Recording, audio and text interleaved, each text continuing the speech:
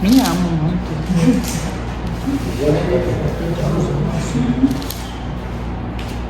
Primeiro vamos ler do versículo 1 até o versículo 4. Até o 3, Filipenses 4, 1 ao 3.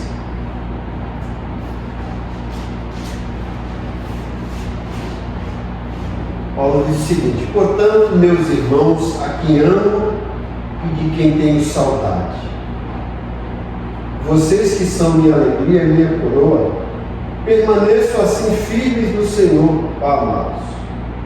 O que eu rogo a Evódia e também a Síntique é que vivam em harmonia no Senhor. Sim, e peço a você, leal companheiro de julgo, que as ajude, pois lutaram ao meu lado na causa do Evangelho, com Clemente e com meus demais cooperadores.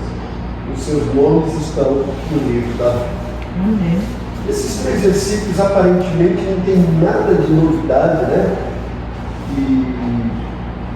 E até 2 nomes assim que são meio difíceis até de falar, né? Evódia e Síntique, né? O que esse texto tem a nos ensinar? Que lição a gente pode tirar proveito desses textos aqui?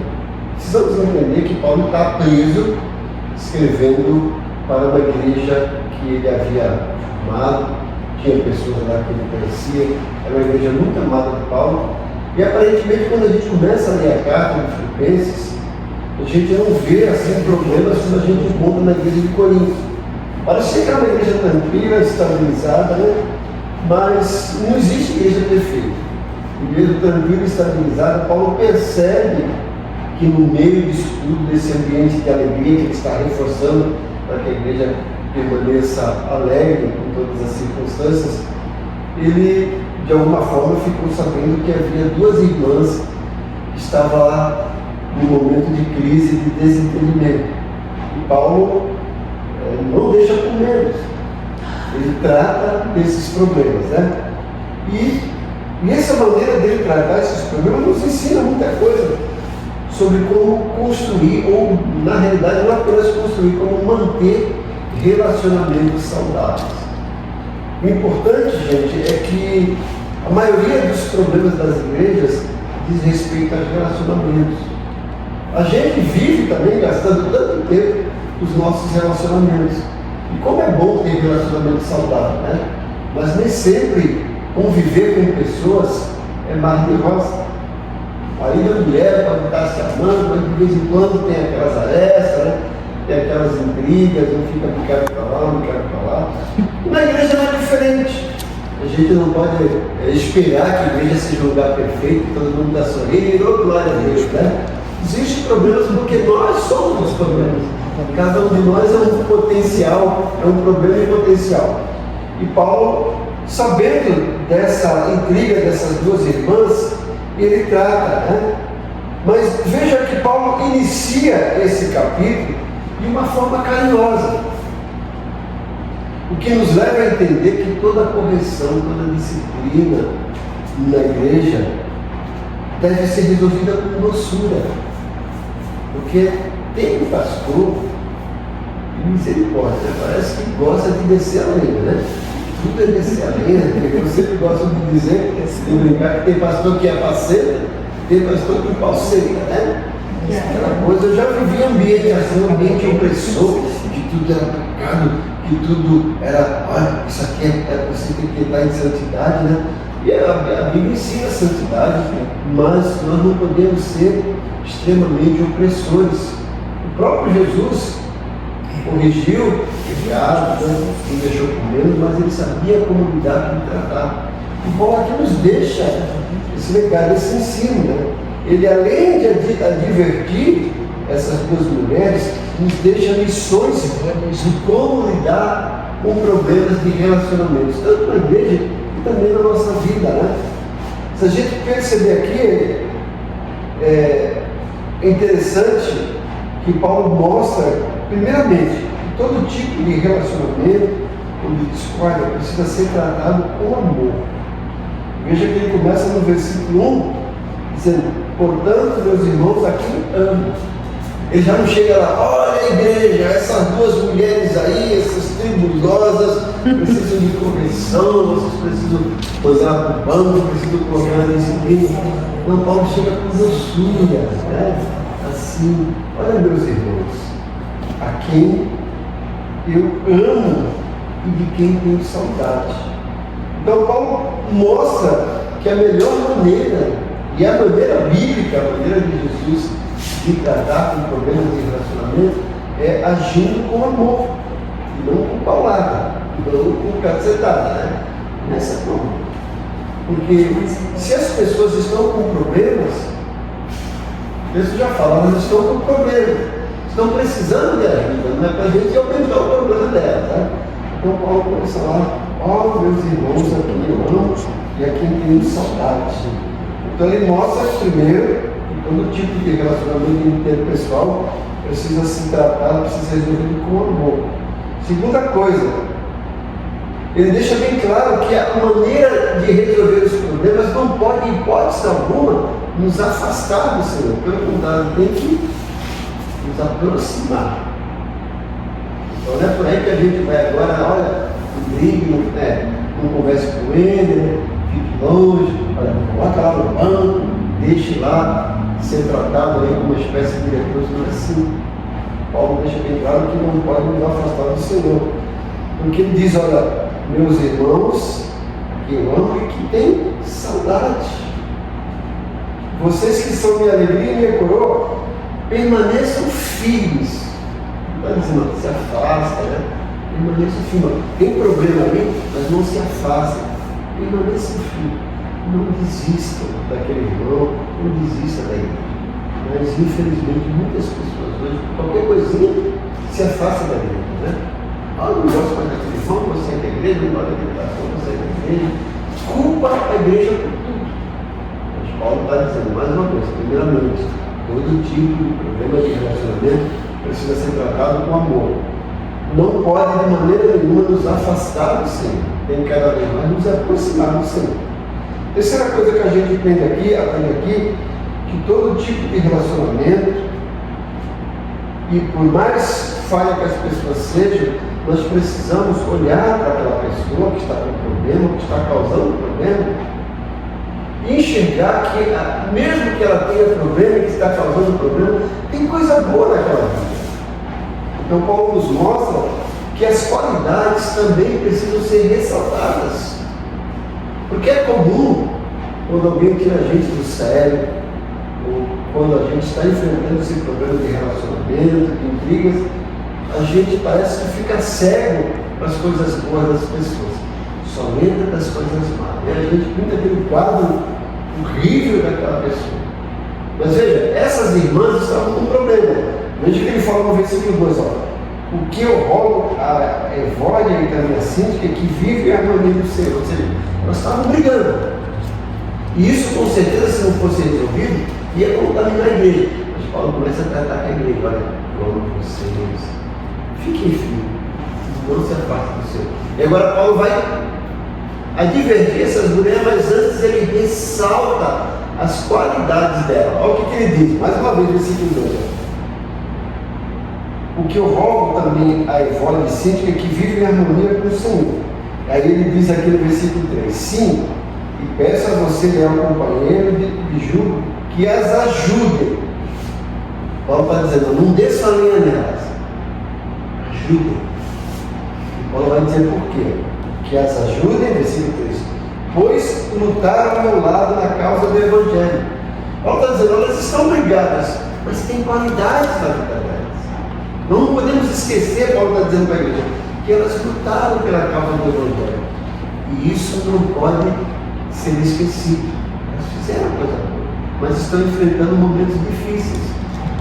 Não é também porque fez coisa boa que agora a gente vai deixá-las assim. Precisa ser corrigido, mas também precisa ser lembrado que fizeram coisas boas. Então é muito importante, quando a gente vai resolver problemas de relacionamento, a gente não apenas foque nos defeitos daquela pessoa, mas mesmo também que tem coisa boa. Eu acho que ninguém por pior das hipóteses, não tem nada de bom, né? A gente pensa nesses camaradas aí, que são os terroristas. Quando a gente pensa num cara mau, a primeira mente vai um cara de nome, né? O Hitler. Hitler foi um cara bom? Um cara mau, fez mal para a humanidade, né? Mas será que não tinha coisa boa para ver? O cara era um estrategista, né? Tinha coisa boa, né? Então Paulo está aqui olhando para essas mulheres e pensando, mas tem coisas boas, elas ajudaram, elas fizeram bem pela igreja, e isso não pode ser esquecido. Então, as qualidades precisam também ser ressaltadas. E outra coisa que a gente precisa entender aqui é que essas pessoas precisam receber ajuda de irmãos maduros. Veja, Paulo não estava lá, Paulo estava preso. E o que ele fala aqui no versículo 3? Na realidade, sim, peça a você, leal companheiro. Ele está falando isso para Timóteo, companheiro dele, que se tornou pastor, discípulo. Peço a você, meu leal companheiro, que as ajude, pois lutar ao meu lado na causa do Evangelho. Então Paulo não pede para qualquer pessoa ir lá tentar ajudar. Qualquer pessoa podia fazer, mas ele entende que aquelas duas irmãs estavam precisando de ajuda de pessoas estáveis, de pessoas maduras na fé, para chegar lá e entender, irmão, isso pode ir errado, né? Vocês estão quebrando o relacionamento, isso não é bom para a igreja, não é bom para vocês, Deus não se agrada disso. Então, de uma forma carinhosa, moral, Paulo não pede para qualquer um fazer, pede para alguém que é maduro na fé. Isso também nos faz entender que quando a gente está enfrentando um problema, a gente precisa recorrer aos maduros na fé. Mas você já percebeu que as pessoas, quando estão com problemas, com quem que elas vão se achegar, confidenciar? Com os problemáticos. Eles se juntam com o problemático para ter apoio, né? Então, em vez de procurar alguém que é maduro na fé para ajudar, ele vai procurar. Então, brigou com alguém, em vez de lá procurar uma pessoa que vai apaziguar, para ajudar, ele vai lá com outro que já não gosta daquele. Você viu lá, o problema? Superdimensiona, né? Paulo está dizendo, Timóteo, ajuda elas. Elas estão precisando de ajuda, precisam de alguém maduro na fé. Nós também precisamos disso, buscar ajuda de pessoas que são maduras na fé. Isso é interessante, né?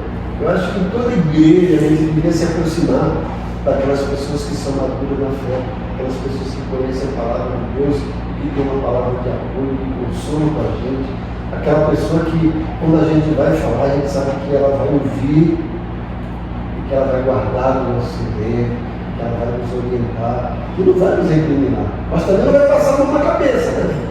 Não, é errado, quero te alertar, abre os olhos, né? Por aí.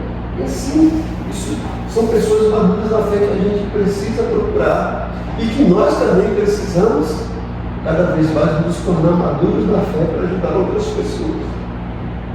E outra coisa aqui que eu percebo nesse texto é que Paulo faz nos lembrar que nós somos cidadãos dos céus. Ele diz mais uma vez, versículo 2 e 3, rogo a Evódia e também a Cíntia, vivem a harmonia, façam as pazes, resolvam o problema de vocês, não continue assim, resolva, né? Ele continua, sim, peço a você, meu leal companheiro de jugo, que as ajude, pois lutar ao meu lado na causa do Evangelho, com Clemente e meus demais cooperadores. Aí ele diz, os seus nomes estão no livro da vida.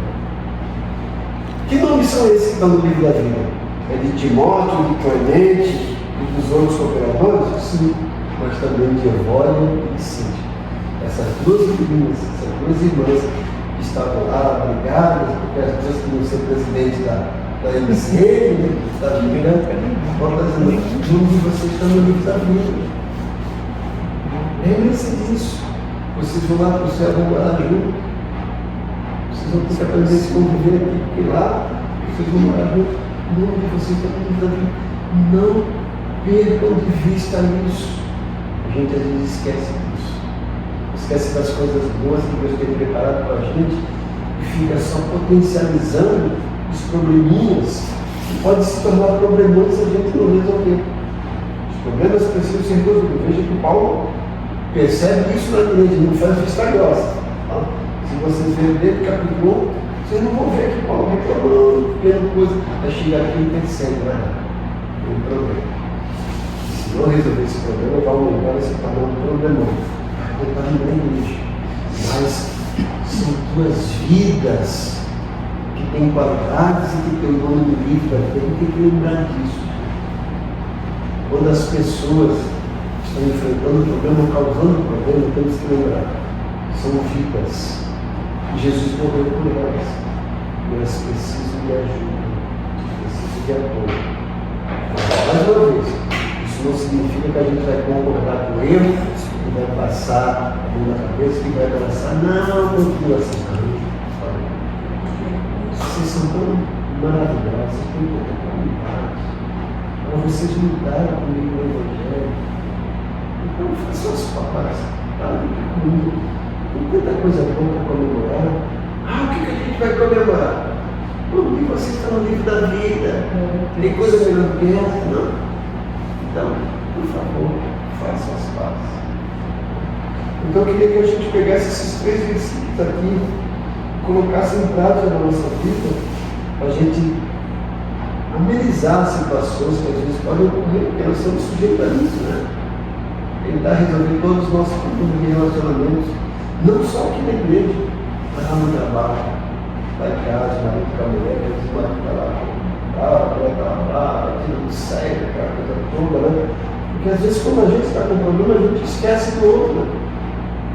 E a gente se faz de vítima, né? E acha que, né, nós estamos com a razão que o outro não percebe, mas tenta olhar também o lado do outro. Tem vontade. E talvez nós estávamos brigando com besteira, né? Talvez até porque as duas queriam trabalhar para o Senhor, né? Você está lá, está vendo o que eu estou fazendo, você não faz, e a outra, eu faço, você não vê. Coisas tão pequenas. Não podemos deixar que essas coisas pequenas tirem a alegria, o brilho nosso, a esperança que nossos nomes estão no livro da vida. Porque cada vida precisa de cuidado, de apoio, que tem qualidades. Né? Então, é isso, gente. Como é que a gente trata os relacionamentos? Como é que a gente trata dessas coisinhas que às vezes acontecem? Primeiro, lembrando que tem que ser tratado com amor. Segundo, jamais deixar que isso nos afaste do Senhor. Terceiro, lembrar de ressaltar as qualidades que a outra pessoa tem. Quarto, procurar receber ajuda de pessoas maduras da fé. E cinco, lembrar que todos nós somos cidadãos do céu. Que aquela pessoa que fez o problema, que está fazendo o problema, não é cidadão do céu. Certo? Vamos lá. Pai bondoso, Pai querido, muito obrigado pela tua palavra, que se renova, que sempre traz para nós lições valiosas de vida, e principalmente esse texto que nós temos que vai nos ajudar a resolver os nossos conflitos de relacionamento, que a gente consiga colocar em prática esses conceitos que estão aqui na tua palavra. Que o Senhor nos ajude a olhar as coisas com os teus olhos e a tratar todos os problemas com doçura, e não deixar de maneira nenhuma tudo isso roube a nossa paz, tire a nossa esperança e nos faça perder o foco de que nós somos cidadãos dos céus e que os nossos nomes estão escritos em vida. Nos ajuda bastante, peço Jesus, agora finalizando essa parte do culto, como a gente sempre faz, como a gente sempre pede, eu peço que os teus anjos nos acompanhem até os nossos lares, nos protegendo, nos guardando, que o teu Santo Espírito nos proporcione uma noite agradável de descanso, de repouso, e nos dê um dia abençoado na tua presença. Nós oramos agradecidos em nome de Jesus. Graças ao Senhor Jesus, o amor de Deus Pai, a comunhão do Espírito Santo seja com nós. Beleza? Amém.